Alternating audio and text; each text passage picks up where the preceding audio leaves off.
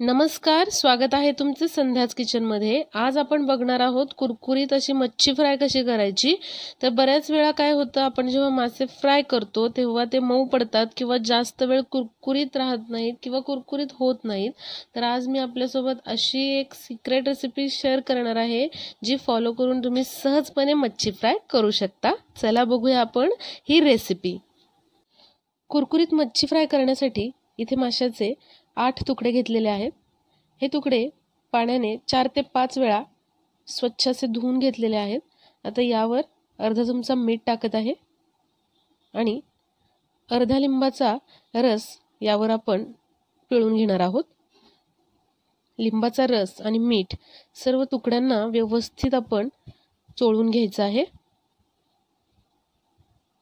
हीच प्रोसेस आपण कोणताही मासा फ्राय करताना, कोणतेही मच्छी फ्राय करत असताना वापरू शकता।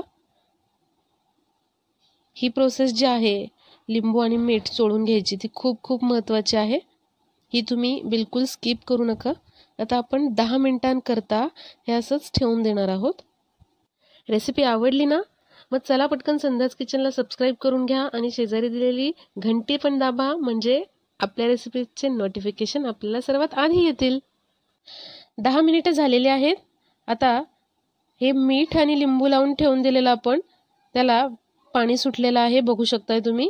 आता हे पाणी फक्त आपल्याला काढून टाकायचं आहे। हे तुकडे पाण्याने धुवून घ्यायचे नाहीत। यामुळे जो माशाचा गुळगुळीतपणा असतो तो कमी होतो, कारण आपण याच्यामध्ये लिंबू टाकलेला आहे आणि तळल्यानंतर हे मासे मऊ पडत नाहीत तर छान कुरकुरीत होतात। आता यामध्ये आलं लसणाची पेस्ट 1 चमचा टाकायची आहे। अर्धा चमचा पेक्षा कमी हळद टाकलेली आहे आणि घरगुती काळं तिखट यावरती टाकलेलं आहे। आता हे जे आलं लसूण पेस्ट, काळं तिखट आणि हळद टाकलेलं आहे, हे सर्व तुकड्यांना आपल्याला व्यवस्थित लावून घ्यायचं आहे। हा मसाला जो आहे तो सर्व पीसेसना व्यवस्थित असा छान कोट झाला पाहिजे। त्याचबरोबर आपल्याकडे काळं तिखट नसेल तर आपण लाल मिरची पावडरही वापरू शकता। आणि हे जे मसाले वापरलेले आहेत आपण कोरडे मसाले, यांचं प्रमाण आपण आपल्या आवडीनुसार कमी अधिक करू शकता। आता हे व्यवस्थित कोट झाल्यानंतर आपल्याला हे 10 ते 15 मिनिटांसाठी मॅरिनेट होण्यासाठी ठेवून द्यायचं आहे। आता इथे आपल्याला 4 चमचे गव्हाचं पीठ घ्यायचे आणि 4 चमचे इथे रवा वापरणार आहे। हा बारीक रवा वापरत आहे।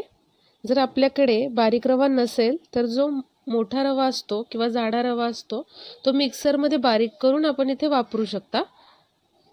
आता यामध्ये अर्धा चमचा काळं तिखट टाकलेला आहे, पाव चमचा हळद टाकलेली आहे आणि त्याचबरोबर यामध्ये आपण थोडंसं मीठ टाकणार आहोत।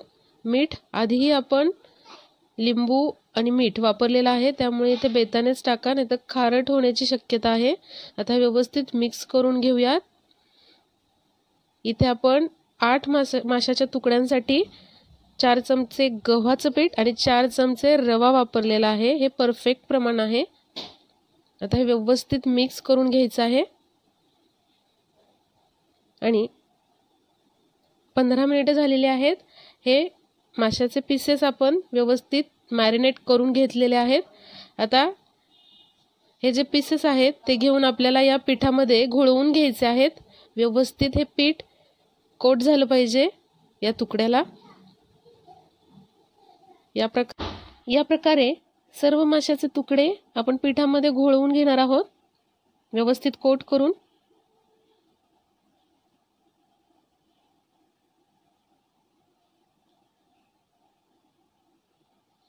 आता आपण हे तळायला घेऊयात। इथे एक पॅन गरम करून घ्यायचा आहे व्यवस्थित आणि त्यावर अर्धा चमचा तेल सोडायचं आहे। हे तेल व्यवस्थित चमच्याने पसरवून घ्यायचंय तव्यावर। आता या गरम झालेल्या पॅनवर जे माशाचे पीसेस आपण पिठामध्ये घोळवून घेतलेले ते ठेवायचे। आता सर्व तुकडे आपण तव्यावर ठेवून घेतलेले आहेत. गॅस आपल्याला अगदी मंद करायचा आहे. मंद गॅसवरतीच हे आपल्याला फ्राय करून घ्यायचे आहेत. आणि बाजूने मी अजून थोडंसं तेल सोडत आहे. इथे हा मी नॉनस्टिक तवा वापरत आहे, त्यामुळे तेलाचं प्रमाण जरा कमीच वापरलेलं आहे. पण जर आपण लोखंडी तवा वापरत असाल तर तेलाचं प्रमाण थोडंसं जास्त लागू शकतं. आता बघू शकताय तुम्ही, कलर बदललेला आहे. छान असा सोनेरी कलर आलेला आहे. हे जे तुकडे आहेत आपण पलटून घेऊयात. 10 मिनिटे लागलेली आहेत आपल्याला एक साइड गोल्डन ब्राऊन होण्यासाठी. आता हे पलटून घेतल्यानंतर पुन्हा आपण हे फ्राय करून घेणार आहोत दुसऱ्या बाजूने. आता पलटून घेतल्यानंतर पुन्हा एकदा मी बाजूने तेल सोडून घेत आहे आणि आपल्याला हे पुन्हा 10 मिनिटांसाठी अगदी मंद गॅसवर छान असे गोल्डन ब्राऊन होईपर्यंत फ्राय करून घ्यायचे आहेत. या पद्धतीने आपण कोणत्याही माशाचा फ्राय करू शकता. सेम हीच प्रोसेस आपण कोणत्याही माशासाठी वापरू शकता. आणि गॅरंटीने मी तुम्हाला सांगते, हे मासे कुरकुरीत होणारच. अजिबात हे मऊ पडत नाहीत. आता हे आपले जे मासे आहेत ते छान असे गोल्डन कलरवरती फ्राय झालेले आहेत, बघू शकताय तुम्ही. आणि तेवढेच कुरकुरीतही झालेले आहेत. मग काय, अशी झक्कास रेसिपी आवडली ना? मग पटकन रेसिपीला लाईक शेअर करा. आणि संध्याच किचनला अजून सबस्क्राईब केलं नसेल तर पटकन सबस्क्राईब करून घ्या.